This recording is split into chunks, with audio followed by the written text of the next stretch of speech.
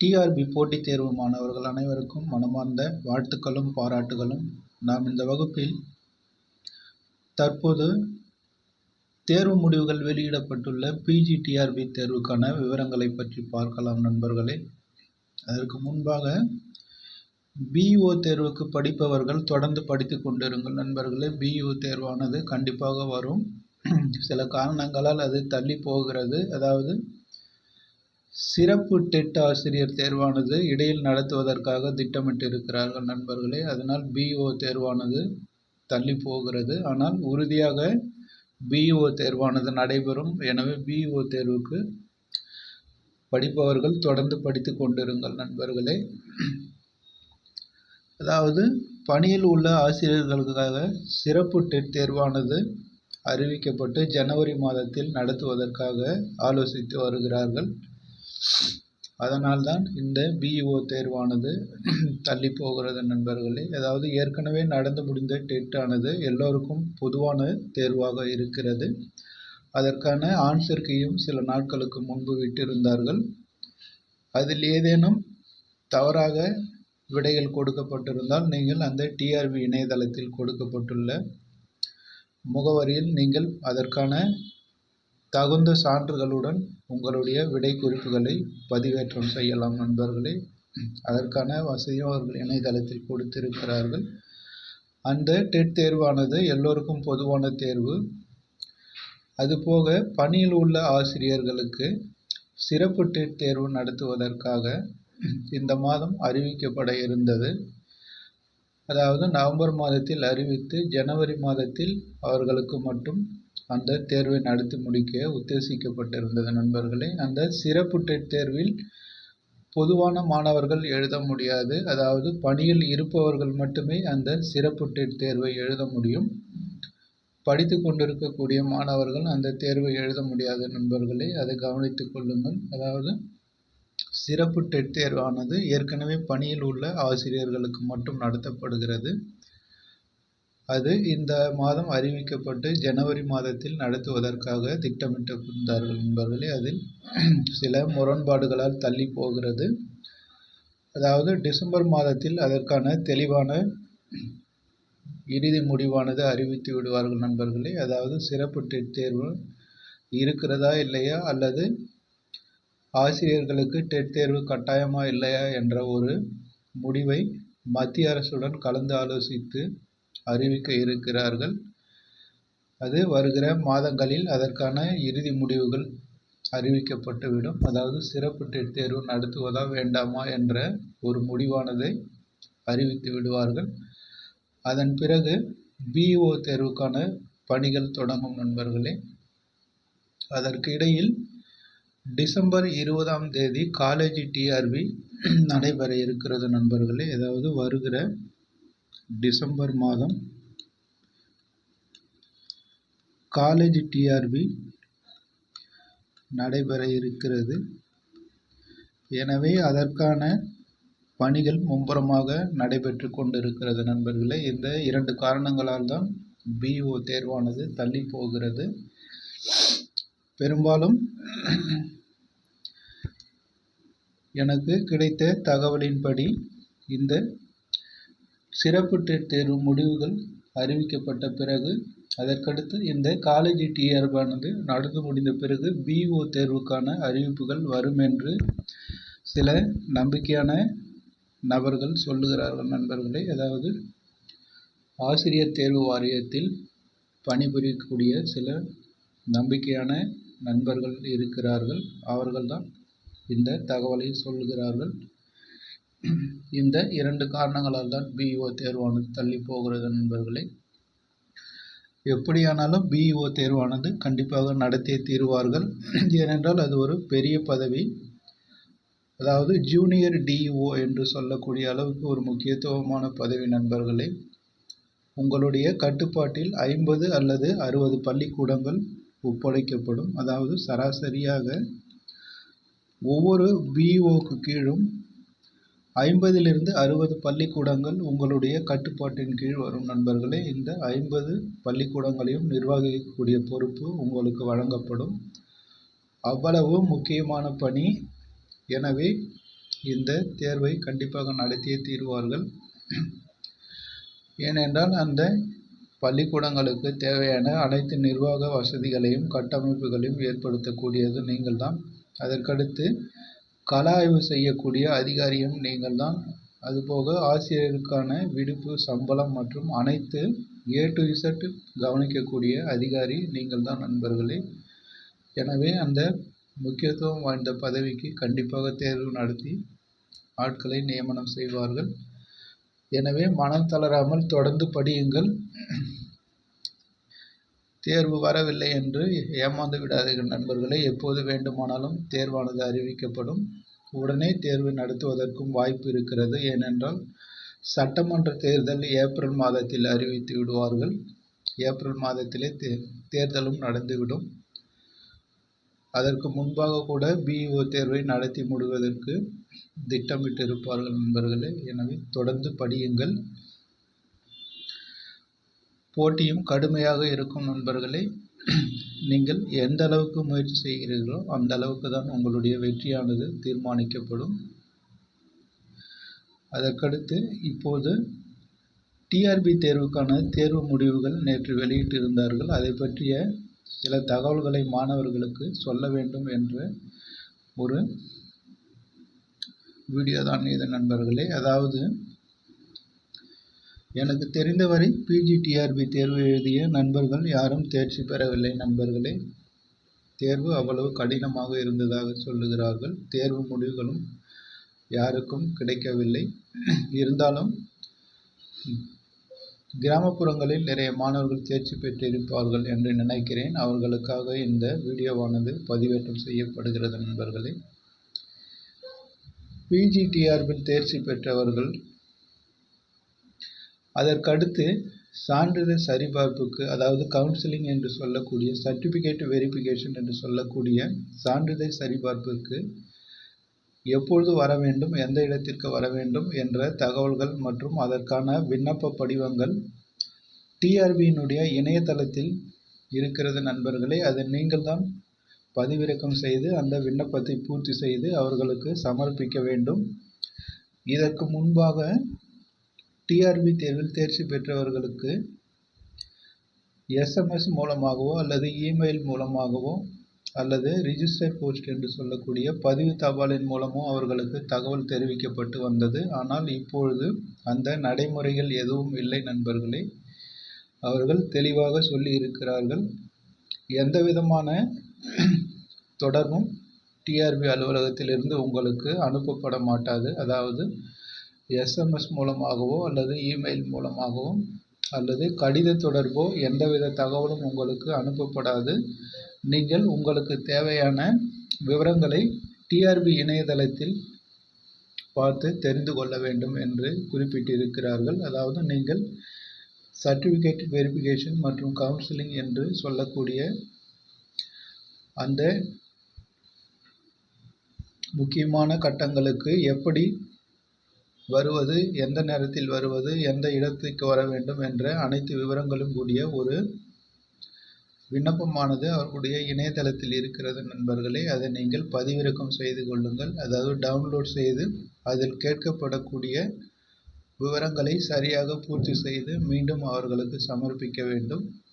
அதன் பிறகு உங்களுக்கு நீங்கள் சர்டிஃபிகேட் வெரிஃபிகேஷனுக்கு எங்கு வர வேண்டும் என்ற விவரங்கள் அதில் தெரிவிக்கப்படும் நண்பர்களே.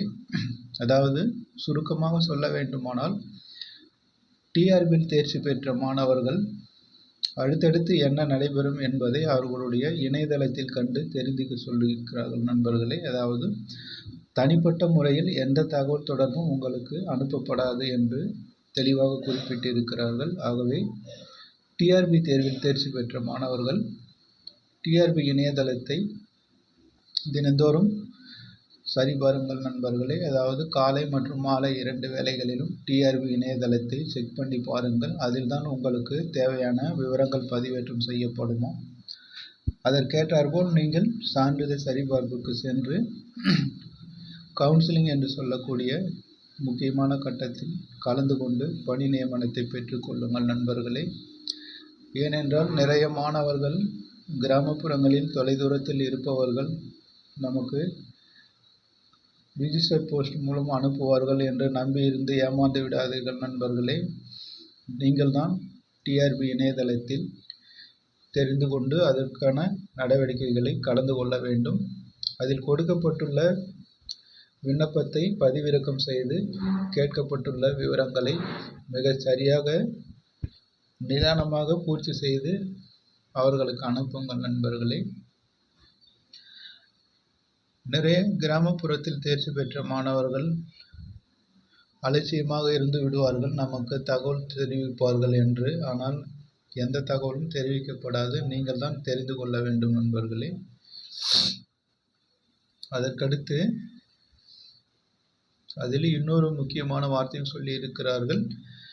நீங்கள் இதுபோல தவற விட்டு விட்டீர்களானால், அதாவது நமக்கு லெட்டர் வரும் அல்லது இமெயில் வரும் என்று நம்பி இருந்து இந்த வாய்ப்பை தவற விட்டீர்களானால் உங்களுக்கு மறு வாய்ப்பு வழங்கப்படாத நண்பர்களே. அதையும் குறிப்பிட்டு இருக்கிறார்கள். எனவே கவனமாக செயல்படுங்கள். இணையதளத்தை அடிக்கடி செக் பண்ணி பாருங்கள், என்னென்ன அப்டேட் இருக்கிறது என்று. அதற்கேற்றாற்போல் நீங்கள் கலந்து கொண்டு பணி நியமனத்தினை பெறுங்கள் நண்பர்களே. அலட்சியமாக இருந்து விட்டு விடாதீர்கள். ஏனென்றால் எந்தவித மறுவாய்ப்பும் வழங்கப்படாது. அவர்களுடைய விண்ணப்பமானது நிராகரிக்கப்பட்டுவிடும் என்று சொல்லியிருக்கிறார்கள் நண்பர்களே. எல்லாத்திற்கும் நீங்கள் தான் பொறுப்பாளி. எனவே டிஆர்பி இணையதளத்தை அடிக்கடி செக் பண்ணி பாருங்கள், என்னென்ன அப்டேட் செய்திருக்கிறார்கள் என்று. அதற்கேற்றாற்போல் கலந்து கொள்ளுங்கள். அதற்கடுத்து முக்கியமாக நிறைய மாணவர்கள் ஏதேனும் பள்ளிக்கூடங்களிலோ கல்லூரிகளிலோ பணியாற்றி கொண்டிருப்பீர்கள் நண்பர்களே. உங்களுடைய சான்றிதழானது அங்கு கொடுத்திருப்பீர்கள். அதை முன்கூட்டியே வாங்கி வைத்துக் கொள்ளுங்கள் நண்பர்களே. ஏனென்றால் நிறைய பள்ளிக்கூடங்கள் மற்றும் கல்லூரிகளில் சான்றிதழ்களை உடனடியாக கொடுக்க மாட்டார்கள். 1 வாரம் 2 வாரம் ஆகும், 1 மாதங்கள் கூட இழுத்தடிப்பார்கள் வேண்டுமென்றே. எனவே தேர்ச்சி பெற்றவர்கள், தங்களுக்கு உறுதியாக பணி கிடைக்கும் என்று நினைப்பவர்கள், நீங்கள் பணிபுரியக்கூடிய கல்வி நிறுவனங்களில் இருந்து உங்களுடைய சான்றிதழ்களை முன்கூட்டியே வாங்கி தயார் செய்து வைத்துக் கொள்ளுங்கள். அதுபோக டிஆர்பி இணையதளத்தில் கொடுக்கப்பட்டுள்ள விண்ணப்ப படிவத்தில் மேற்கொண்டு என்னென்ன சான்றிதழ்கள் கூடுதலாக கேட்டிருக்கிறார்கள் என்ற விவரத்தை பார்த்து அந்த சான்றுகளையும் வாங்கி வைத்துக் கொள்ளுங்கள் நண்பர்களே. அதாவது கவுன்சிலிங் செல்வதற்கு முன்பாக நீங்கள் அதில் கொடுக்கப்பட்டுள்ள அனைத்து சான்றிதழ்களையும் முழுமையாக சரிபார்த்து வைத்துக் கொள்ளுங்கள். அதுபோக அனைத்து சான்றிதழ்களையும் ஒரு ஜெராக்ஸ் போட்டு அது தனியாக வைத்துக் கொள்ளுங்கள் நண்பர்களே. ஒரிஜினல் சர்டிஃபிகேட்டை தனியாக வைத்துக் கொள்ளுங்கள். அப்பொழுதுதான் நீங்கள் கடைசி நேர பதட்டத்தை தவிர்க்க முடியும். தமிழ் வழியில் படித்து தேர்ச்சி பெற்ற மாணவர்கள் அதற்கான சான்றிதழ்களை உரிய அதிகாரியிடம் வாங்கி வைத்துக் கொள்ளுங்கள் நண்பர்களே. அதாவது தமிழ் வழி படித்ததற்கான சான்றிதழில் அந்த கல்வி நிறுவனத்தினுடைய முத்திரை மற்றும் நாள் மிக சரியாகவும் தெளிவாகவும் குறிப்பிட்டு இருக்க வேண்டும். அதுபோக அந்த அலுவலரினுடைய தொலைபேசி எண் அல்லது மொபைல் எண் என்பதையும் குறிப்பிட்டு இருக்க வேண்டும் நண்பர்களே. இதையெல்லாம் பார்த்து கொள்ளுங்கள். அதாவது இந்த அனைத்து தகவல்களையும் திரட்டி ரெடியாக வைத்துக் கொள்ளுங்கள் நண்பர்களே. கடைசி நேரத்தில் பதட்டமடைந்து ஏதேனும் தவறுதலாக செய்து கிடைக்கிற வாய்ப்பை விட்டு விடாதீர்கள். ஏனென்றால் இது மிகப்பெரிய வாய்ப்பு. எனக்கு தெரிந்தவரை டிஆர்பி நிறைய பேர் எழுதியிருக்கிறார்கள், ஆனால் யாருமே தேர்ச்சி பெறவில்லை நண்பர்களே. அவ்வளவு போட்டி கடினமாகவும் இருக்கும், வினாத்தாளும் கடினமாக இருந்திருக்கிறது. எனவே கிடைத்த வாய்ப்பை விட்டுவிடாதீர்கள். மறுமுறை வாய்ப்பு உங்களுக்கு வழங்கப்படாது. இந்த வாய்ப்பை பயன்படுத்தி கொள்ளுங்கள் நண்பர்களே. அதற்கடுத்து கவுன்சிலிங் செல்லக்கூடிய மாணவர்கள், அதாவது சான்றிதழ் சரிபார்ப்பு முடிந்த பிறகுதான் உங்களுக்கு கவுன்சிலிங் ஆனது நடைபெறும் நண்பர்களே. சான்றிதழில் நீங்கள் டிஆர்பி அப்ளிகேஷன் பதியும் போது என்னென்ன விவரங்கள் கொடுக்கப்பட்டு இருக்கிறீர்களோ அதற்கேற்றாற்போல் சான்றிதழ்களையும் சரியாக எடுத்து வைத்துக் கொள்ளுங்கள். அதற்கடுத்து உங்களுடைய பாஸ்போர்ட் சைஸ் புகைப்படத்தையும் வைத்துக் கொள்ளுங்கள் நண்பர்களே. திடீரென்று கேட்டாலும் கேட்பார்கள். அதுபோல் அட்ரஸ், முகவரி, ஆதார் கார்டு இதெல்லாம் மிக சரியாக இருக்கிறதா என்று செக் பண்ணி வாங்கி வைத்துக் கொள்ளுங்கள். ஏதேனும் குறைபாடுகள் இருந்தால் முன்கூட்டியே அதை சரி செய்து கொள்ளுங்கள் நண்பர்களே. அதற்கடுத்து உங்களுக்கு சர்டிஃபிகேஷன் வெரிஃபிகேஷன் முடிஞ்சதும் அதன் பிறகுதான் கவுன்சிலிங் ஆனது ஆரம்பிக்கும் நண்பர்களே. அந்த கவுன்சிலிங் ஆனது டிஆர்பி தேர்வு அலுவலகத்திலும் நடைபெறலாம். அப்படி இல்லை என்றால் அந்தந்த மாவட்டத்தில் சிஇஓ என்று சொல்லக்கூடிய முதன்மை கல்வி அதிகாரி அவர்களுடைய மாவட்டத்தின் அலுவலகத்திலும் நடைபெறலாம். எப்படி முடிவு செய்கிறார்கள் என்று தெரியவில்லை. டிஆர்பி அலுவலகத்தில் உங்களுக்கு கவுன்சிலிங் நடைபெற்றால் முதலில் ஜெனரல் கேட்டகரியை தான் நிரப்புவார்கள் நண்பர்களே. அதாவது 1999 பணியிடங்களுக்கு தேர்வு நடைபெற்றது என்று நினைக்கிறேன். இதில் உதாரணத்துக்கு ஒரு 1000 பணியிடங்கள் ஜெனரல் கேட்டகரியில் இருப்பதாக வைத்துக் கொண்டால் அதில் கேட்டகரி வைஸாக பிரிப்பார்கள் நண்பர்களே. அதாவது முதலில் ஜெனரல் கேட்டகரி ஒரு 100 என்று வைத்துக் கொள்ளலாம். இதில் அனைத்து பிரிவினருக்கும் பொதுவானது நண்பர்களே. எல்லோரும் இதில் போட்டி போடலாம். அதற்கடுத்து ஜெனரல் பிஎஸ்டிஎம் வரும் நண்பர்களே. அதற்கடுத்து பிசி ஜெனரல், அதுக்கடுத்து பிசி பிஎஸ்டிஎம், அதற்கடுத்து எம்பிசி ஜெனரல், அதற்கடுத்து எம்பிசி பிஎஸ்டிஎம். இப்படி தான் உங்களுக்கு கவுன்சிலிங் வரிசையானது ஆரம்பிக்கும் நண்பர்களே. எடுத்தவுடனே உங்களுக்கு கோட்டாவில் இருந்து ஒதுக்கிவிட மாட்டார்கள். அதாவது முதலில் நீங்கள் கவுன்சிலிங் ஹாலுக்கு செல்லும்போது உங்களுக்கு ஒரு பெரிய ஸ்கிரீன் இருக்கும் நண்பர்களே. அந்த பெரிய ஸ்கிரீனில் உங்களுக்கு இன்னும் தெளிவாக சொல்ல வேண்டும். அதாவது நம்ம சினிமா தியேட்டரில் பார்க்கிற அளவுக்கு ஒரு பெரிய ஸ்கிரீன் இருக்கும் நண்பர்களே. அதற்கு முன்பாக உங்களை உட்கார வைப்பார்கள். அதில் தான் உங்களுக்கு தேவையான விவரங்கள் காட்டப்படும். அதாவது இதில் மாவட்டங்கள் சென்னை, சேலம், ஈரோடு இப்படி மாவட்டங்கள் வரிசையாக இருக்கும் நண்பர்களே. இதில் கம்யூனிட்டி வைஸ் இருக்கும். அதாவது BC, MBC, SC, ST, distributed window இப்படி அந்த பெரிய ஸ்கிரீனில் கம்யூனிட்டி வைஸ் இருக்கும் நண்பர்களே.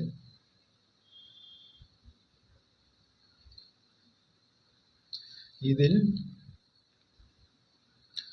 முதலில் ஜெனரல் கேட்டகரியை நிரப்புவார்கள் நண்பர்களே. அந்த ஜெனரல் கேட்டகரியில் நீங்கள் பிசியாக இருந்தால் உங்களுக்கு எந்த மாவட்டத்தில் காலி பணியிடங்கள் இருக்கிறது என்ற விவரங்கள் இதில் காட்டப்படும். அதேபோல் எம்பிசியாக இருந்தால் இதில் விவரங்கள் காட்டப்படும். எஸ்டிக்கு அதுபோல் இதில் காட்டப்படும். எஸ்டி டிஸ்ட்ரிபியூட்டட் விண்டோ, அதாவது உங்களுடைய கம்யூனிட்டிக்கு ஏற்றாற்போல் இந்த மாவட்டங்களில் உள்ள காலி பணியிடங்கள் காட்டப்படும் நண்பர்களே. நீங்கள் எந்த மாவட்டத்தை தேர்ந்தெடுக்கிறீர்களோ, உதாரணத்துக்கு சென்னை மாவட்டத்தை தேர்ந்தெடுத்தால் அதை டிக் செய்து பதிவு செய்து விடுவார்கள். அதன் பிறகு மாற்ற முடியாது. எனவே தேர்ந்தெடுக்கும் போது நீங்கள் மிக சரியாக தெளிவாக பார்த்து தேர்ந்தெடுங்கள் நண்பர்களே. அதாவது உங்களுக்கு ஒரு 2 to 5 நிமிடம் வரை உங்களுக்கு கால அவகாசம் கொடுப்பார்கள். அதற்குள் தெளிவாக பார்த்து எந்த மாவட்டம் என்பதை தேர்ந்தெடுத்து விடுங்கள். தேர்ந்தெடுக்கப்பட்ட பிறகு மாற்ற மாட்டார்கள், மாற்றவும் முடியாது. ஏனென்றால் அது அனைத்தும் சாஃப்ட்வேர் செட்டிங். அதை டிக் செய்தவுடன் உங்களுக்கான காலி பணியிடங்களில் அது பதிவாகிவிடும். அதற்கடுத்து வருவதற்கு அந்த காலி பணியிடங்கள் எண்ணிக்கையானது காட்டாத நண்பர்களே. அதற்கடுத்த காலி பணியிடங்கள் தான் காட்டும். இப்படி தான் உங்களுக்கான கவுன்சிலிங் ஆனது ஆரம்பிக்கும். எனவே கவுன்சிலிங் செல்லுகிறவர்களுக்கு பதட்டப்படாமல் அந்த டிஜிட்டல் போர்டில் கொடுக்கப்பட்டுள்ள விவரங்களை தெளிவாக பாருங்கள். அதாவது திரும்பவும் சொல்லுகிறேன், இதில் மாவட்டங்கள் வரிசையாக இருக்கும். இதில் உங்களுடைய கம்யூனிட்டி வரிசையாக இருக்கும். அதற்கு கீழ் காலி பணியிடங்கள் உங்களுடைய கம்யூனிட்டிக்கு ஏற்றாற்போல் காட்டுவார்கள் நண்பர்களே. அதில் தெளிவாக பார்த்து தேர்ந்தெடுங்கள். அப்படி உங்களுக்கு விருப்பப்பட்ட மாவட்டங்கள் கிடைக்கவில்லை என்றால் அருகில் உள்ள ஏதேனும் ஒரு மாவட்டத்தை தேர்ந்தெடுத்து கொள்ளுங்கள். ஏனென்றால் ஒரு 2 அல்லது 3 ஆண்டுகள் அங்கு பணிபுரிந்த பிறகு உங்களுடைய சொந்த மாவட்டத்திற்கு மாற்றிக்கொள்ளலாம். அதற்கான வாய்ப்புகளும் கொடுப்பார்கள். எனவே கிடைக்கிற வாய்ப்பை விட்டு விடாதீர்கள் நண்பர்களே. ஏனென்றால் ஒரு சிலர் சொந்த மாவட்டத்திலே கிடைக்கும் என்று எதிர்பார்க்கிறார்கள். அதற்கான வாய்ப்புகள் குறைவுதான் நண்பர்களே.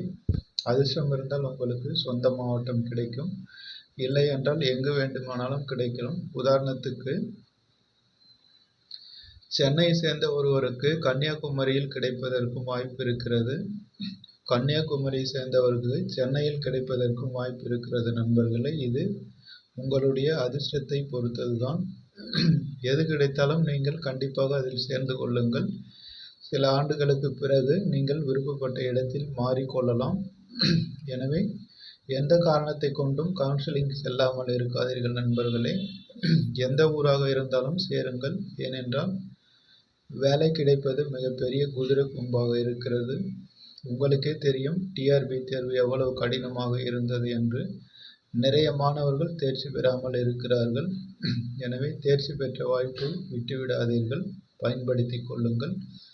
எந்த ஊராக இருந்தாலும் நீங்கள் கவுன்சிலிங் அட்டன் பண்ணி போஸ்டிங் வாங்கி கொள்ளுங்கள் நண்பர்களே. அதுதான் உங்களுக்கு நல்லது. இதில் முக்கியமாக இன்னொரு விஷயத்தை சொல்ல வேண்டும். டிஆர்பி தேர்வில் தோல்வியடைந்த மாணவர்கள் பெரும்பாலான பேர் தமிழ் தகுதி தேர்வில் தோல்வி அடைந்திருக்கிறார்கள் நண்பர்களே. இது பெரிய வெட்கக்கேடான செயல். தமிழ்நாட்டில் பிறந்து தமிழ் தகுதி தேர்வு, அதுவும் ஒரு 30 வினாக்கள் தான் கேட்கிறார்கள். அதிலே தேர்ச்சி பெற முடியாமல் போனால் என்ன செய்வது என்று தெரியவில்லை. அதாவது தமிழ் எலிஜிபிலிட்டி டெஸ்ட் என்று சொல்லக்கூடிய தகுதி தேர்விலே நிறைய மாணவர்கள் தோல்வி அடைந்ததால் அவர்கள் முதன்மை பாடத்தில் சரியாக தேர்ச்சி பெற்றிருந்தாலும் அவர்களுடைய ரேங்க் லிஸ்டானது இதில் வராத நண்பர்களே. எனவே அடுத்து படிக்க நினைப்ப மாணவர்கள் தமிழ் தகுதி தேர்வுக்கும் படியுங்கள். எனக்கு தெரிந்து நிறைய மாணவர்களுக்கு சொல்லி இருக்கிறேன், தமிழ் தகுதி தேர்வுக்கு ஒரு 2 நாளாவது படிங்கள் என்று சொன்னேன். யாரும் கேட்கவில்லை. கடைசியில் பார்த்து கொள்ளலாம் என்று சொல்லி தற்போது யாரும் தேர்ச்சி பெறவில்லை நண்பர்களே. அவர்கள் திரும்பவும் சோகமாக உட்கார்ந்து கொண்டிருக்கிறார்கள். எனவே முதல் படியை கடப்பதற்கு முயற்சி செய்யுங்கள். அதன் பிறகு அடுத்தடுத்து வரும் படிகளை கடப்பதற்கான வாய்ப்பு கிடைக்கும் நண்பர்களே. எனவே இதன் பிறகு டிஆர்பி தேர்வு படிக்க நினைக்கும் மாணவர்கள் முதலில் தகுதி தேர்வுக்கான பாடத்திட்டத்தை பதிவிறக்கம் செய்து அதை முதலில் படித்து முடியுங்கள் நண்பர்களே. அதாவது தகுதி தேர்வு எப்படி கேட்டாலும் நான் தேர்ச்சி பெற்று விடுவேன் என்ற அளவுக்கு நீங்கள் முதலில் இதை தயாராகி கொள்ளுங்கள். அதன் பிறகு உங்களுடைய மெயின் சப்ஜெக்டை படியுங்கள் நண்பர்களே. ஏனென்றால் மெயின் சப்ஜெக்டில் உங்களுக்கு நாலேஜ் இருக்கும். எனவே அதை ஒரு முறை படித்தாலே போதுமானது. ஆனால் இந்த தகுதி தேர்வு என்பதை புதிதாக படிப்பீர்கள். எனவே இதை திரும்ப திரும்ப படித்து அதில் தேர்ச்சி பெறுவதற்கான வழியை தேடிக்கொள்ளுங்கள் நண்பர்களே. எனக்கே மிகவும் வேதனையாக இருக்கிறது. நிறைய மாணவர்கள் டிஆர்பி தேர்வுக்கு தீவிரமாக படித்தார்கள். ஆனால் தமிழ் தேர்வுக்கு படிக்காததனால் அவர்கள் எல்லோரும் தோல்வி அடைந்திருக்கிறார்கள். சொல்வதை கேட்கவில்லை, அவர்களாகவும் படிக்கவும் இல்லை. இனிவரும் தேர்வுகளுக்காவது தகுதி தேர்வை நன்றாக தயார் செய்து கொள்ளுங்கள் நண்பர்களே. அதாவது மே மாதம் தேர்தல் முடிந்த பிறகு மறுபடி ஆட்சி அமைப்பார்கள். அதன் பிறகு புதிதாக வருகிற அரசாங்கமானது டிஆர்பி தேர்வு, டெட் தேர்வு போன்ற அனைத்து தேர்வுகளையும் திரும்ப நடத்துவார்கள் நண்பர்களே. எனவே உங்களுக்கு மறுபடியும் வாய்ப்பு கொடுப்பார்கள். எனவே தோல்வி அடைந்தவர்கள் துவண்டு போக தேவையில்லை, தொடர்ந்து கண்டினியூ பண்ணுங்கள் நண்பர்களே. அடுத்த ஆண்டு வர உள்ள தேர்வுகளில் தேர்ச்சி பெற்று பணி நியமனத்தை பெற்றுக்கொள்ளுங்கள். நீங்கள் அனைவரும் டிஆர்பி தேர்வில் வெற்றி பெற்று அரசாங்க ஆசிரியராக வர வேண்டும் என்பதுதான் என்னுடைய ஆசையும். அதற்கான வழிகளை நான் காட்டுகிறேன் நண்பர்களே. நீங்கள் தான் கடினமாக உழைத்து பணியினை பெற்றுக்கொள்ள வேண்டும். நீங்கள் அனைவரும் தேர்வில் வெற்றி பெற வேண்டும் என்று மனமாற வாழ்த்துகிறேன் நண்பர்களே. அடுத்து வரும் வீடியோவில் அடுத்து சில முக்கியமான தகவல்களை பார்க்கலாம். நன்றி நண்பர்களே.